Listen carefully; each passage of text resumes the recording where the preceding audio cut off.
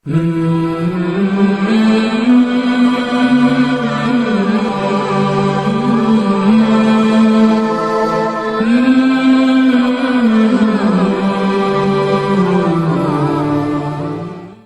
ونصلي على رسوله الكريم اما بعد فاعوذ بالله من الشيطان الرجيم بسم الله الرحمن الرحيم ابا واستكبر وكان من الكافرين صدق الله العظيم۔ اللہ تبارک و تعالیٰ نے جب اس دنیا کے نظام کو بنانے کا ارادہ کیا اور اس میں جانداروں کو اور انسانوں کو بسانے کا ارادہ کیا تو سب سے پہلے انسان حضرت آدم علیہ السلام کے پتلے کو اللہ رب العزت نے بنایا اور فرشتوں سے کہا کہ فَإِذَا سَوَّيْتُهُ وَنَفَخْتُ فِيهِ مِن رُوحِي، کہ جب میں اس آدم کے پتلے کو میں درست کر لوں، صحیح کر لوں، وَنَفَخْتُ فِيهِ مِن رُوحِي، اور اس میں روح ڈال دوں، تو تم نے کیا کرنا ہے؟ فَقَعُوا لَهُ سَاجِدِينَ، اس کے سامنے تم نے سجدہ کرنا ہے۔ اللہ تعالیٰ نے حضرت آدم علیہ السلام کی عظمت، مقام اور مرتبہ فرشتوں کے سامنے ظاہر کرنے کے لیے اس کے سامنے فرشتوں کو سجدہ کرنے کا حکم دیا۔ جب آدم علیہ السلام کا پتلا تیار ہوا، اللہ رب العزت نے اس میں روح پھونک دی اور اس میں زندگی کے آثار پیدا ہوئے، تو سارے کے سارے فرشتوں نے جنہوں نے اللہ تعالیٰ کا یہ حکم سنا ہوا تھا وہ فوراً سجدے میں جا کر گر گئے، لیکن ایک جو اس وقت موجود تھا الا ابلیس نے اس وقت سجدہ نہیں کیا، اور ابلیس کے سجدہ نہ کرنے کی جو وجہ تھی وہ اللہ تعالیٰ نے اس کا ذکر بھی کیا، استکبر وکان من الکافرین، اس نے تکبر کیا کہ ایک مٹی سے بنا ہوا پتلا اور میں آگ سے بنا ہوا ہوں۔ قرآن کریم میں بھی اس کا ذکر آتا ہے کہ اس نے اس وقت جو دلیل پیش کی وہ بھی یہی تھی کہ خلقتنی من نار وخلقتہ من طین، کہ آپ نے تو مجھے آگ سے پیدا کیا ہے اور اس آدم علیہ السلام کو آپ نے مٹی سے پیدا کیا ہے، تو میں اس کے سامنے کیسے جھک سکتا ہوں؟ اللہ تعالیٰ کے اس حکم کی نافرمانی کر کر وہ کان من الکافرین، کافروں میں سے ہو گیا۔ تو سب سے پہلا متکبر شخص جو ہے اور تکبر کرنے والا وہ کائنات کے اندر یہ ابلیس تھا،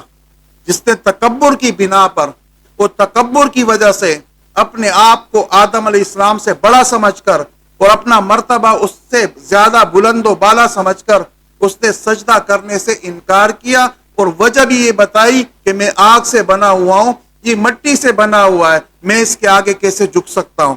لیکن اس بدبخت کو یہ پتہ نہیں تھا کہ یہ اللہ تعالیٰ کا حکم ہے، مجھے جھک جانا چاہیے، چاہے میں آگ سے بنا ہوا ہوں اور یہ مٹی سے بنا ہوا ہے، لیکن اللہ تعالیٰ کے حکم کی تعمیل فرشتوں کی طرح مجھے کرنی چاہیے، لیکن اس نے نہیں کی۔ تو سب سے پہلا تکبر کرنے والا اس کائنات کے اندر وہ ابلیس ہے، اور تکبر اللہ تعالیٰ کو ناپسندیدہ عمل اس لیے ہے کہ قرآن کریم میں اللہ تعالیٰ نے فرمایا کہ یہ جو تکبر کی عادت ہے یہ کافروں کی عادت ہے۔ انہم کانوا اذا قیل لہم لا الہ الا اللہ یستکبرون، کہ جب ان کافروں کو لا الہ الا اللہ کی دعوت دی جاتی ہے کہ ان بتوں کو پوجنا چھوڑ دو اور ایک اللہ تعالیٰ کی عبادت کرو، تو یہ کیا کرتے ہیں؟ یہ تکبر کرتے ہوئے اس سے انکار کر لیتے ہیں۔ اور دوسری جگہ پر اللہ تعالیٰ نے اسی تکبر کی علامت، تکبر کی عادت وہ فرعون قارون کی بتائی ہے، وَلَقَدْ جَاءَهُ مُوسَىٰ بِالْبَيِّنَاتِ فَاسْتَكْبَرُوا فِي الْأَرْضِ، کہ وہ جب ان کے سامنے واضح دلائل اور آیتیں اللہ تعالیٰ کی طرف سے نشانیاں آئیں تو قارون نے اور فرعون نے اس وقت تکبر کیا۔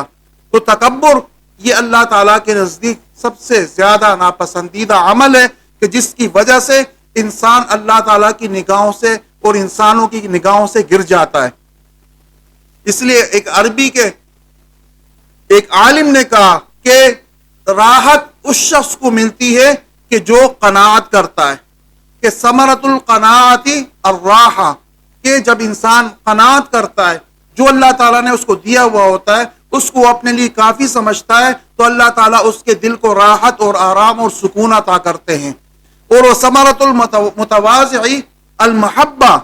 جو شخص عاجزی اختیار کرتا ہے، اپنے آپ کو کمتر سمجھتا ہے، تکبر نہیں کرتا، تو اللہ تعالیٰ اس شخص کی محبت لوگوں کے دلوں میں ڈال دیتے ہیں۔ اس لیے کہ تکبر، اللہ اکبر، المتکبر، یہ جتنے صفات ہیں یہ اللہ تعالیٰ کے صفات ہیں۔ تو انسان کے ساتھ عاجزی وہ اس کے لیے پسندیدہ عمل ہے۔ اللہ تعالیٰ کے نزدیک سب سے پسندیدہ عمل انسان کا اپنے آپ کو عاجز کمزور ظاہر کرنا ہے، اور ناپسندیدہ عمل اللہ تعالیٰ کے سامنے اپنے آپ کو بڑا متکبر بنا کر پیش کرنا ہے، یا انسانوں کے ساتھ تکبرانہ لہجے میں بات کرنا، ان سے ملنا جلنا، یہ اللہ تعالیٰ کے نزدیک ناپسندیدہ عمل ہے۔ اللہ رب العزت سے دعا ہے کہ اللہ تعالیٰ ہمیں تکبر جیسی